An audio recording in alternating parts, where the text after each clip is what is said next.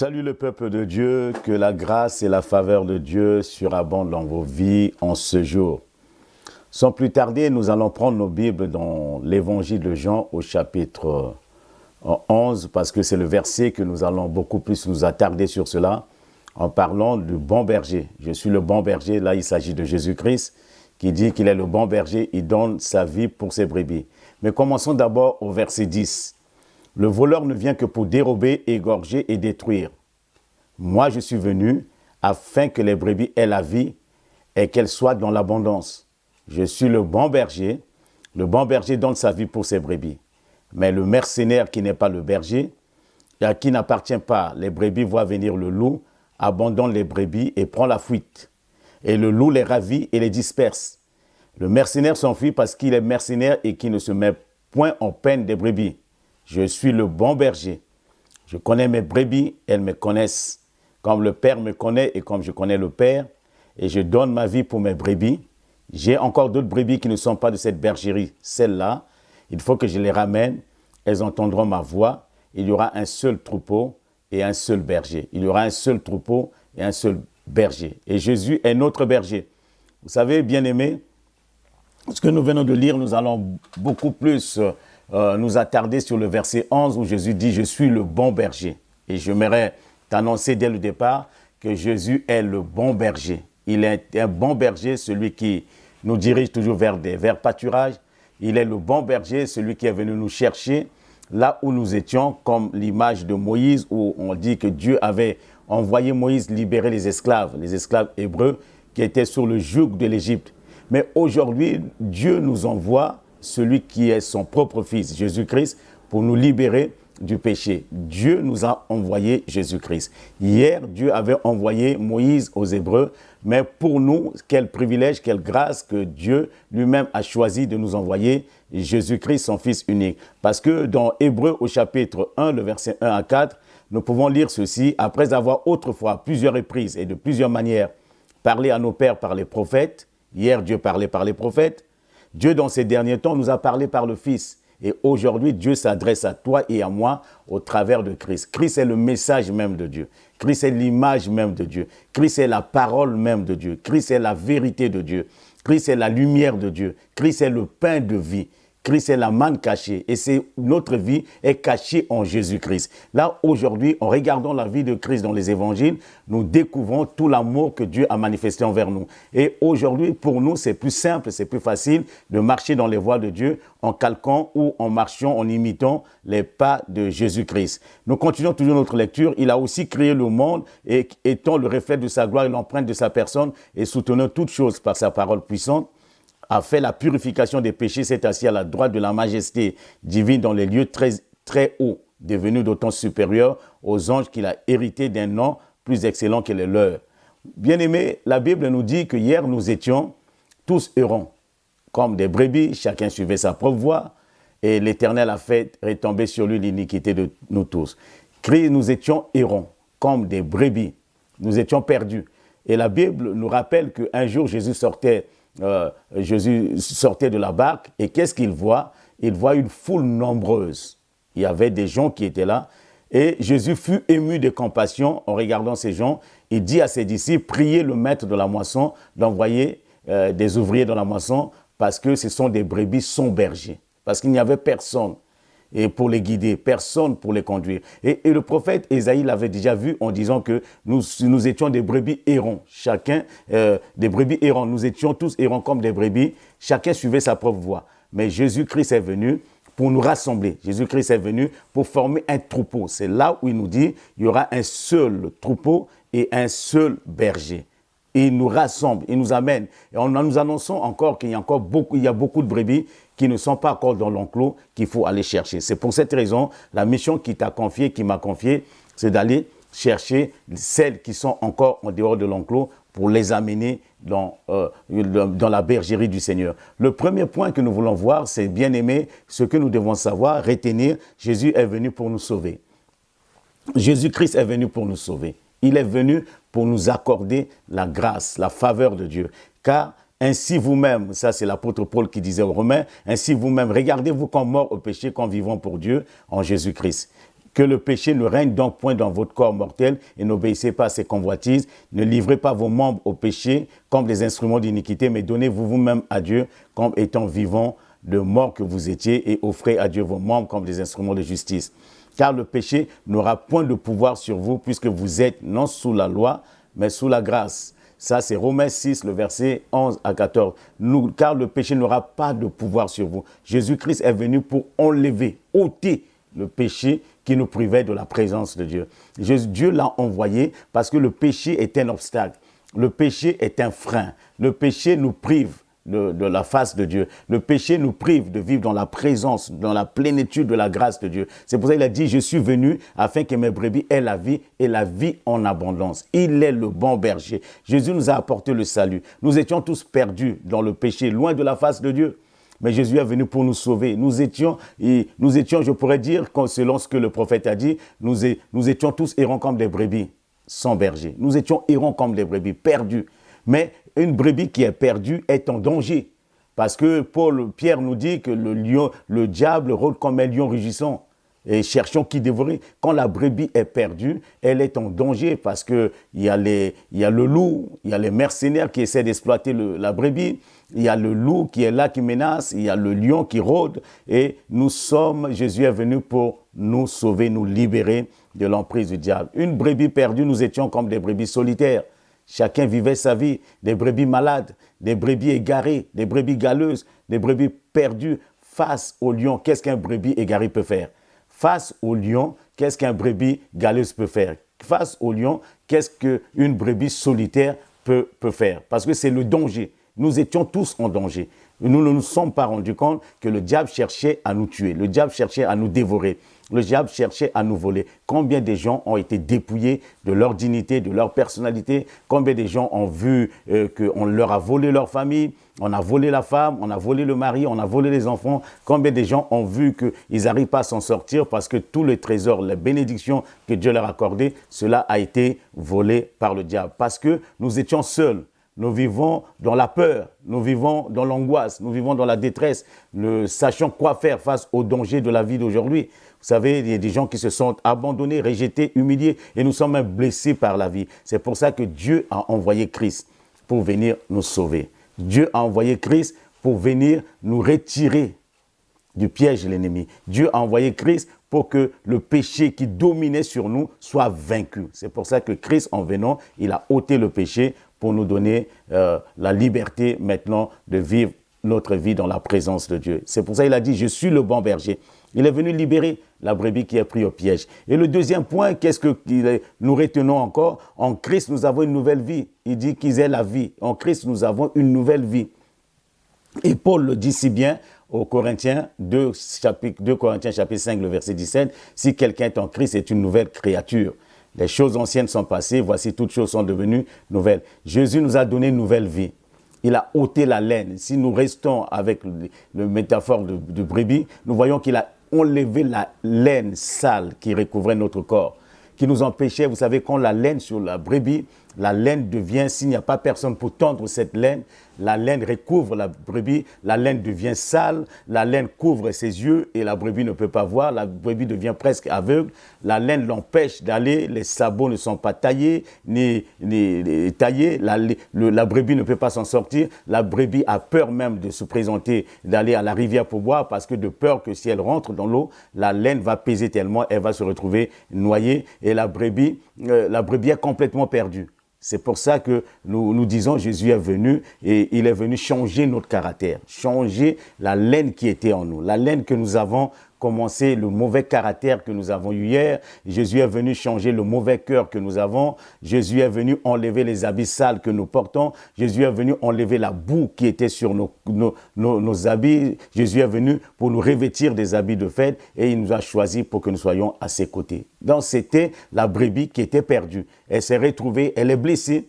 Elle s'est retrouvée dans les ravins, Jésus est venu nous chercher. Peut-être que tu étais dans les ravins, tu étais blessé par la vie, tu étais sale, tu te sentais sale, indigne de venir dans la maison de Dieu, parce que tu as été abusé, parce qu'il y a des choses qui se sont produites dans ta vie.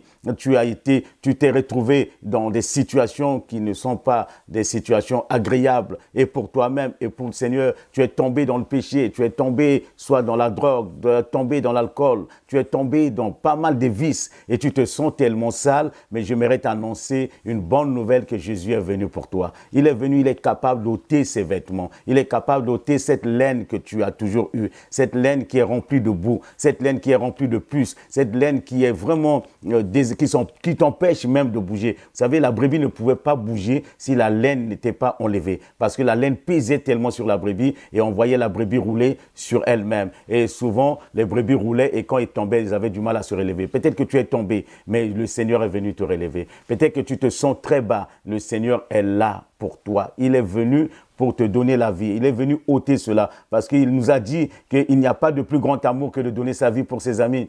Tu es l'ami, il n'y a pas de plus grand amour que de donner sa vie pour ses amis. Vous êtes mes amis si vous faites ce que je vous commande. Je ne vous appelle plus serviteur parce que le serviteur ne sait pas ce que fait son maître, mais je vous ai appelé ami parce que je vous ai fait connaître tout ce que j'ai appris de mon Père. Ce n'est pas vous qui m'avez choisi, mais moi. Souvent, on pense que c'est nous qui choisissons le Seigneur, mais ce n'est pas nous qui l'avons choisi. Le Seigneur nous a choisis. Il nous a créés, il nous connaissait et le Seigneur vient vers toi, le Seigneur vient vers moi pour nous ôter, pour tondre la mauvaise laine qui est sur nous, pour enlever tout ce qui nous empêche de voir sa gloire. Il dit, je vous ai choisi, je vous ai établi afin que vous alliez, que vous portez de fruits et que votre fruit demeure, afin que tout ce que vous demanderez au Père en mon nom, il vous le donne. Jean chapitre 15, le verset 13 à 16, il dit, il nous a choisis pour être avec lui. Il nous a pris pour nous laver. Il nous a pris il nous a graciés. Il nous a pris, il nous a établis dans sa dignité. Il nous a établis à ses côtés pour que nous marchions avec lui, pour que nous marchions en nouveauté de vie. C'est pour ça que nous disons, en Christ, il y a une nouvelle vie. Les vies anciennes, les choses anciennes sont passées et toutes choses sont devenues nouvelles. Jésus est le bon berger. Il dit, je suis venu pour que mes brebis aient la vie et la vie en abondance. En Christ, il y a une vie abondante, bien-aimés. Jésus nous a donné une vie abondante. Psaume 23, le psaume de David, tu dresses devant moi une table en face de mes adversaires, tu indules ma tête et ma coupe déborde. Si nous lisons tout le chapitre 23 du psaume 23 plutôt, nous voyons que l'auteur nous dit, l'Éternel est mon berger. Jésus veut être ton berger. Jésus, avec Christ, tu ne manqueras de rien. Quand je dis avec Christ, tu ne manqueras de rien, je ne fais pas une promotion, mais je te dis une vérité. Je te dis quelque chose qui est vrai. Avec Christ, nous ne manquons de rien. Quand je dis nous manquons de rien, peut-être que tu es en train de regarder à l'argent, tu regardes à la maison, tu regardes certaines choses, mais la meilleure des choses, la première des choses que nous n'allons pas manquer, c'est la paix du cœur. C'est la joie de vivre. C'est l'abondance. La présence de Dieu ne nous manquera jamais. Tout ce qui garantit le succès, tout ce qui garantit la vie, c'est tout simplement la présence de Dieu. L'argent ne peut pas garantir la paix du cœur. L'argent ne peut rien garantir. Les maisons, tout ce que nous possédons, ce sont des accessoires. Nous en avons besoin, mais la meilleure des choses, c'est tout simplement la présence de Dieu. Parce que le péché hier nous privait de cela. Mais aujourd'hui, parce que nous sommes revenus en Christ, nous sommes en Christ, nous ne manquerons de rien, nous ne manquerons pas de la présence de Dieu. Il me fait reposer dans de verts pâturages. Il sait là où il t'amène. Et c'est là où il nous conduit. Il nous dirige toujours vers des eaux paisibles, là où il y a la paix. Pas des eaux troublées, mais des eaux paisibles. Il restaure notre âme. Peut-être que notre âme a été brisée. Vous savez, quand on est perdu, notre âme souvent prend un coup. Nous sommes brisés intérieurement. Nous sommes blessés intérieurement. Mais le Seigneur est venu pour restaurer notre âme. Il est venu pour nous restaurer, nous rétablir dans sa dignité, dans sa paix. Il va nous conduire selon la justice. Il va nous conduire selon ses plans. Il va nous conduire selon sa volonté. Et il dit, même si tu marches par la vallée de l'ombre de la mort, tu n'as rien à craindre. Aujourd'hui, il y a beaucoup de craintes. On craint tout et rien. Bien-aimés, nous devons faire très attention aujourd'hui avec tout ce qui se passe, mais nous devons toujours nous tourner vers le Seigneur. Ne crains rien. Plusieurs fois, le Seigneur l'a dit. Il dit ne crains rien. Dès l'instant que le berger est là, même si le lion rugit à côté, mais les brebis ont le regard sur le berger. Ce qui rassure les brebis, c'est quoi? C'est tout simplement la présence du berger. Et que ce matin ou ce soir, que la présence de Christ te rassure. Sois rassuré que Christ est avec toi et que rien de mal ne t'arrivera. Avant de t'atteindre, il faut qu'on puisse d'abord l'atteindre. avant d'arriver à toi, il faut qu'on passe d'abord par Christ. Parce qu'il a dit, je suis la porte. C'est lui qui est la porte. Parce que le voleur, s'il veut, il peut pas rentrer par la porte. Parce que la porte, Christ est à la porte. Et toutes les ouvertures sont fermées et le voleur ne pourra jamais rentrer pour t'atteindre. Ta houlette et ton bâton me rassurent. Tu dresses devant moi une table en face de mes adversaires. Tu oins d'huile ma tête et ma coupe déborde. Voilà la plénitude de Dieu. Quand le Seigneur est avec nous, et déverse sur nous une huile fraîche. Une huile fraîche. C'est le Saint-Esprit qui doit nous apporter la plénitude de Dieu. D'où l'importance de l'Esprit. D'où l'importance de marcher selon l'Esprit de Dieu. L'abondance ne peut venir que du Saint-Esprit. Nous sommes sauvés. Jésus est venu nous chercher du péché. Nous étions dans le péché. Il est venu nous chercher. Il a pardonné nos péchés. En lui, nous avons maintenant une nouvelle vie, nos cœurs ont été changés, notre caractère a changé, les choses anciennes sont passées, les habits que nous portons sur nous, il les a enlevés, il nous a revêtus des habits de fête. Mais maintenant, pour que la fête soit belle, pour que nous puissions évoluer, il nous faut que le Saint-Esprit vienne à notre secours. C'est pour cela que le Saint-Esprit, il a pour mission d'amener toute la plénitude de Dieu dans notre vie. C'est l'Esprit de l'Éternel. On dit l'Esprit de l'Éternel reposera sur lui. L'Esprit de l'Éternel doit reposer sur toi. L'Esprit de l'Éternel doit reposer sur nous. L'Esprit de sagesse.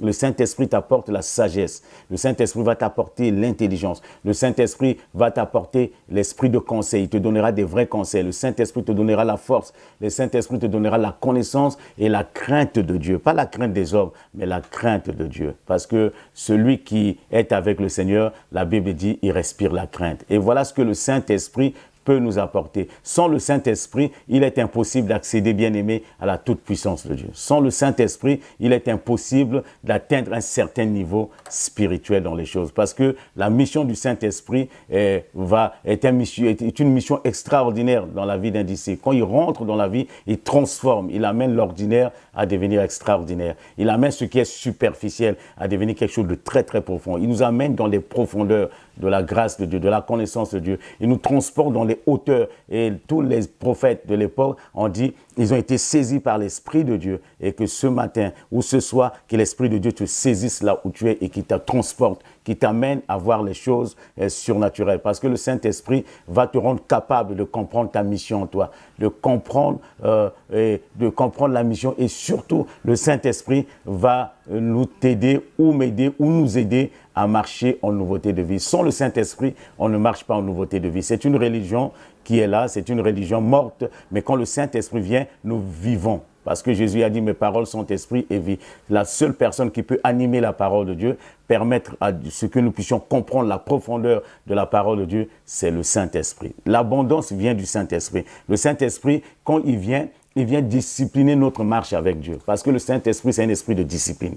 Et discipline. C'est pour ça que Jésus a dit, allez, faites de toutes les nations les disciples. Quand on est disciple de Christ, on devient discipliné. Et le Saint-Esprit vient discipliner la marche chrétienne pour que nous puissions suivre Jésus. Sans le Saint-Esprit, on aura du mal à suivre le bon berger. Quand le Saint-Esprit vient, il va nous aider aussi à entendre la voix du bon berger. Parce que Jésus a dit, mes brebis entendent ma voix et elles me suivent. Ça, c'est l'œuvre du Saint-Esprit. Si nous voulons vivre dans l'abondance, nous devons laisser aujourd'hui le Saint-Esprit nous aider. Et souvent, nous n'avons pas fait cas du Saint-Esprit, nous l'avons laissé de côté et nous avons invoqué Jésus, nous avons prié Jésus, mais Jésus a dit, je m'en vais, il est avantageux que je m'en aille et quand je serai parti, je vous enverrai le Consolateur, le Saint-Esprit. Et le but du Saint-Esprit, c'est quoi? C'est de venir nous canaliser, nous prendre pour que nous suivions les marches de Jésus-Christ, que nous marchions dans ses pas, que nous puissions le suivre et que nous puissions suivre le bon berger. Celui qui marche derrière Christ, celui qui suit le Seigneur ne sera jamais dans la confusion.